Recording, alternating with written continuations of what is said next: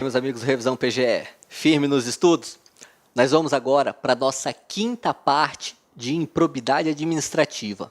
Nós vamos falar especificamente de processo judicial envolvendo improbidade administrativa. Como é que se dá a ação de improbidade? Beleza? Duas notas fundamentais para você entender esse assunto. Primeiro, o procedimento é o comum, que se chamava procedimento ordinário, beleza? Então, a ação de improbidade, com exceção daquilo que a própria lei de improbidade traz de diferenciações, que é o que a gente vai tratar nesse vídeo, todo o resto segue o procedimento comum.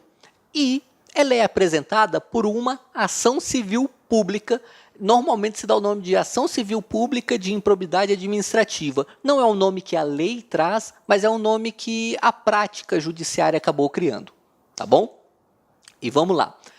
Primeiramente, quem pode propor a ação de improbidade? Quem tem essa legitimação judicial ativa? Artigo 17 vai resolver isso para a gente. A ação principal, que terá o rito ordinário, será proposta pelo MP ou pela pessoa jurídica interessada. Por isso que esse assunto é tão importante para você que quer ser advogado público. Por quê? Porque a sua procuradoria ela pode apresentar ações de improbidade. Tá bom? E o parágrafo 2º vai falar que mais. A Fazenda Pública, quando for o caso, promoverá as ações necessárias à complementação do ressarcimento. Então, a procuradoria ela pode não só apresentar a ação de improbidade, quanto apresentar outras ações visando o ressarcimento ao erário. Tá? E o parágrafo 4º vai falar que o MP, quando não intervir no processo como parte, ou seja, quando não for ele que apresenta a ação de improbidade, ou por algum outro motivo ele já é parte no processo, ele atuará obrigatoriamente como fiscal da lei. Então, toda ação de improbidade tem o Ministério Público envolvido. Ou ele é parte, ou ele é custos legis, sem exceções. Seguindo, quem é competente para julgar a ação de improbidade? Em regra, não vai ter foro, tá bom? Então, primeira coisa, a gente já até falou isso na parte 1, não tem foro por prerrogativa de função para improbidade, com a exceção dos ministros do Supremo, tá? O próprio Supremo entende que seus ministros são julgados pelo STF, tá?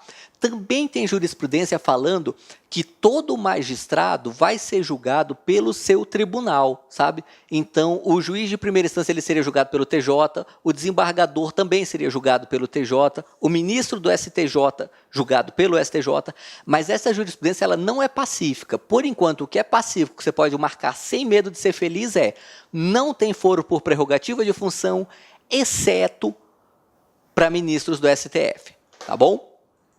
Seguindo, e no caso de desvio de verbas transferidas pela União ao município por meio de convênio, a pergunta é, isso é competência da Justiça Federal ou da Justiça Estadual? Olha só, a gente tem um convênio.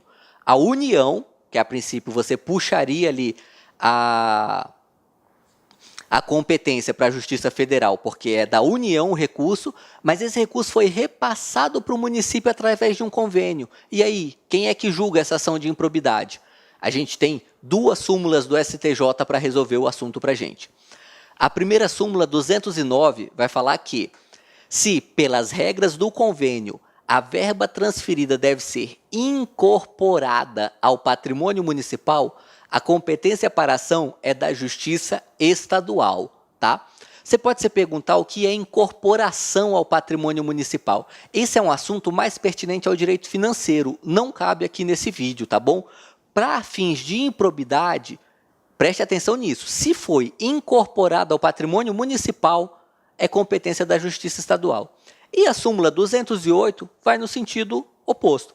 Fala, se o convênio prevê que a verba transferida não é incorporada ao patrimônio municipal, fica sujeita à prestação de contas perante órgão federal, a competência será da Justiça Federal, tá bom? Então, se foi incorporada ao município, é estadual. Se não foi incorporada, é federal.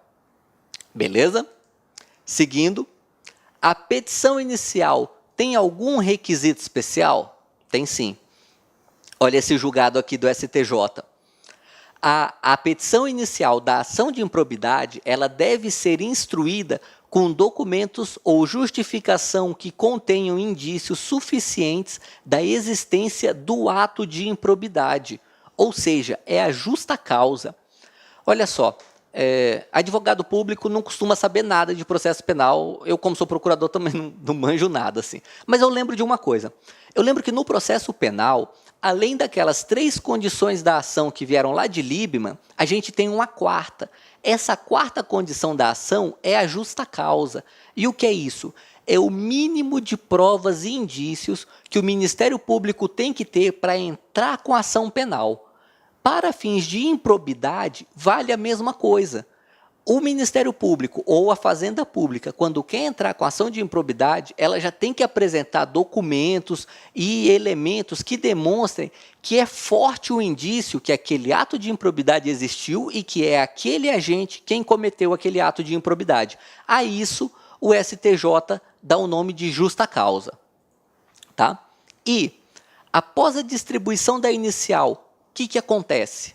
Acontece o seguinte: estando a inicial em devida forma, o juiz mandará autuá-la e ordenará a notificação do requerido. Olha só que interessante. Quando entra com a ação de improbidade, não sai direto citando o requerido para contestar, não. Primeiro notifica ele. E notifica ele para quê? Para oferecer manifestação por escrito, que poderá ser instruída com documentos e justificações dentro do prazo de 15 dias. É o mesmo prazo para contestação, só que não é uma contestação, é uma manifestação. Por que isso? Porque o juiz, quando recebe a manifestação, aí que ele vai decidir se ele recebe ou não a ação de improbidade. Olha só, para receber a ação de improbidade, tem contraditório, diferente do processo civil comum, pelo rito comum, em que o juiz recebe depois que ele abre o contraditório através da citação. Aqui na improbidade não, ele já notifica para que aquele que está sendo representado, o polo passivo da demanda, ele já se manifeste. E se for o caso, ele já demonstra que não houve o ato de improbidade, ou que houve, mas não foi ele que cometeu. Olha só, o que o parágrafo 8º fala? Que o juiz rejeitará a ação de improbidade, se convencido da inexistência do ato de improbidade, da improcedência da ação ou da inadequação da via eleita, beleza? Então, o procedimento da ação de improbidade, ele tem um procedimento que é prévio à citação, que é esse para receber a petição inicial com contraditório. E um julgado do STJ de 2014 que vai falar o seguinte, beleza, tem mesmo, tem que fazer esse contraditório prévio antes da contestação na ação de improbidade. Mas prevalece o princípio indúbio pro societá, ou seja, na dúvida, recebe a ação de improbidade e vamos produzir prova e ver o que se descobre, tá bom? Então, o réu, na ação de improbidade, ele já tem essa primeira chance de acabar com a ação antes mesmo da contestação? Tem sim, mas ele vai ter que provar que ele é inocente, tá? Porque aqui não vai valer o princípio indúbio pro réu, é o princípio indúbio pro societá. E na sentença definitiva? Na sentença definitiva, sim, da ação de improbidade, aí vale o princípio indúbio pro réu. Aí é o Ministério Público e a Fazenda Pública, autores da ação, que tem que demonstrar que aquele agente cometeu aquele ato de improbidade. E qual é o recurso cabível em face dessa decisão que recebe ou não recebe a petição inicial de improbidade? Olha só, se rejeita a petição inicial, cabe apelação, o que é até bastante óbvio, porque essa rejeição ela vai extinguir o processo. Se ela extingue o processo, cabe apelação. E o recebimento da inicial, aí cabe agravo de instrumento, o que também é bastante óbvio, porque se recebe a inicial, quer dizer que isso é só uma decisão interlocutória, o processo vai seguir.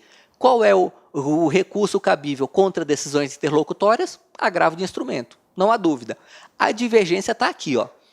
E se rejeita para alguns e recebe para outros réus, ou seja, imagine uma ação de improbidade em que você tem 2 réus. E aí o juiz ele rejeita a inicial para um e recebe só para o segundo.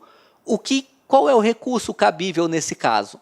O recurso cabível é o agravo de instrumento, mas o STJ, de novo ele, tem um julgado de 2015 bem legal que fala que se aplica aqui o princípio da fungibilidade. Olha só, segundo decidiu o STJ, pode ser conhecida a apelação, veja, a gente acabou de ver que cabe agravo de instrumento, mas pode ser conhecida a apelação que, sem má-fé e em prazo compatível com o previsto para o agravo de instrumento, foi interposta contra a decisão que, em juízo prévio de admissibilidade e em ação de improbidade administrativa, reconheceu a ilegitimidade passiva de caso de alguns dos réus. Então, o STJ entende que esse não é um caso de erro grosseiro. Esse é um caso de dúvida efetiva e, portanto, aplica-se o princípio da fungibilidade.